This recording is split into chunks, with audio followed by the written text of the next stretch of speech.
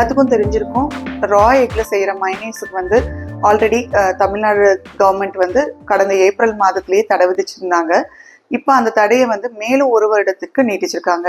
இந்த தடை எதுக்காகன்னு பார்த்தீங்கன்னா, ரா எக்ல செய்யற மைனேஸ் வந்து ரொம்ப உடம்புக்கு கெடுதல் விளைவிக்கக்கூடியது. இந்த மயனைஸ் பார்த்தீங்கன்னா ரா எக், ஆயில் மற்றும் சீசனிங்னால செய்கிறாங்க. ரா எக்ல ஃபுட்பார்ன் இல்னஸஸ் வர்றதுக்கான வாய்ப்புகள் ரொம்ப அதிகம். அதுவும் முக்கியமாக சால்மோனெல்லா, ஈகோலை போன்ற பாக்டீரியாக்கள் ரொம்ப அதிகமாக வளரும். நம்ம ஊர் மாதிரி இருக்க இடத்துல ரொம்ப வெயில் அதிகம். இந்த இடத்துல இந்த பாக்டீரியாக்களோட வளர்ச்சி அதிகமாக இருக்கும். இதனால மக்களுக்கு வந்து நாசியா, வாமிட்டிங், டீஹைட்ரேஷன் அந்த மாதிரி ரொம்ப பெரிய உடல் உபாதைகள் ஏற்படும். இது தவிர சில பேர் இந்த மயனேஸ் சாப்பிட்டுட்டு இறந்துருக்க கூட செய்யறாங்க. அதனால ரா எக்ல மயனேஸ் செஞ்சு சாப்பிட்றது தடை விதிச்சிருக்காங்க. மயனேஸ்ங்கிறது வந்து நம்ம ஊர் உணவு கிடையாதுங்க. இது ஃபாரின்ல தான் அதிக அளவு உபயோகிச்சுட்டு இருந்தாங்க. இப்ப பாத்தீங்கன்னா நம்ம ஊர்கள்லயும் அது ரொம்ப பாப்புலர் ஆயிடுச்சு.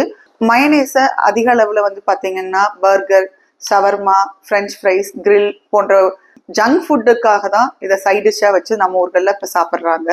மயனேஸ் பாத்தீங்கன்னா இப்போ எல்லா வயதினரும் அதிகமா சாப்பிட்றாங்க. குறிப்பா பாத்தீங்கன்னா குழந்தைகள்ல இருந்து இப்ப பெரியவங்கள் வரைக்கும் எல்லா வயதினரும் ஹோட்டல்கள்ல சாப்பிட்றது அதிகமாயிடுச்சு. அதனால இந்த மயனேஸோட புழக்கம் வந்து இந்தியாவில வந்து ரொம்ப அதிகமா இருக்கு.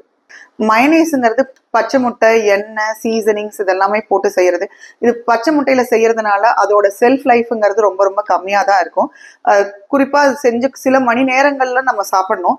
ஆனா நிறைய கடைகள்ல பாத்தீங்கன்னா அது நாட்களுக்கு 1 வாரம், 1 மாதம் அந்த மாதிரிக்கான நாட்கள்ல வரைக்கும் வச்சு உபயோகிக்கிறாங்க.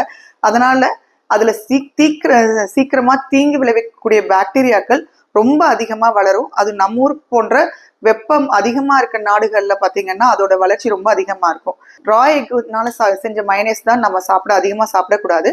இதுக்கு பதிலா நம்ம மாற்றுகள்னு பாத்தீங்கன்னா ஹெல்தியா ஹம்மஸ்ன்னு சொல்லுவாங்க.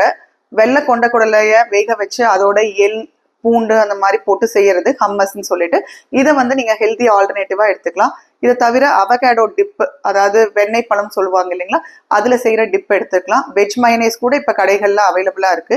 ஆனா நீங்க எதை அதிகமா சேர்த்திக்கணும் அப்படின்னா முடிஞ்ச வரைக்கும் தாவரங்கள்ல இருந்து செய்யற பிளான்ட் பேஸ்டா இருக்க மயனேஸ் எடுத்துக்கிறது ரொம்ப நல்லது. மயனேஸ் பாத்தீங்கன்னா சின்ன குழந்தைங்கள்ல இருந்து பெரியவங்க வரைக்கும் சாப்பிட்றாங்கன்னு சொல்றேன். இப்ப பாத்தீங்கன்னா நம்ம ஊர்கள்ல குழந்தைங்க முன்ன மாதிரி எல்லாம் விளையாடுறது கிடையாது. அதிகப்படியான கேலரிஸ் இருக்கு இந்த மயனேஸ் சாப்பிட்றதுனால. அவங்களுக்கும் ஒபேசிட்டிங்கிற தொந்தரவுகள் ரொம்ப ஜாஸ்தியா இருக்கும். பிற்காலத்துல இந்த ஒபேசிட்டினால அவங்களுக்கு சுகர், பிரஷர் அந்த மாதிரி வியாதிகள் வர்றதுக்கான வாய்ப்புகள் அதிகம் இருக்கு. குறிப்பா இளம்பெண்களுக்கெல்லாம் பாத்தீங்கன்னா இந்த மயனேஸ் அதிகமா எடுத்துக்கிறதுனால கேலரிஸ் ரொம்ப அதிகமா இருக்கும்.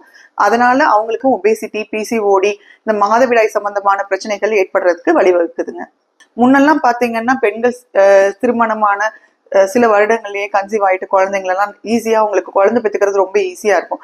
இப்ப இருக்க இந்த மாதிரி துரித உணவுகள், அப்புறம் வாழ்க்கை முறை மாற்றங்கள்னால அவங்களுக்கு குழந்தை பெறுவதே ரொம்ப பெரிய சவாலா இருக்கு.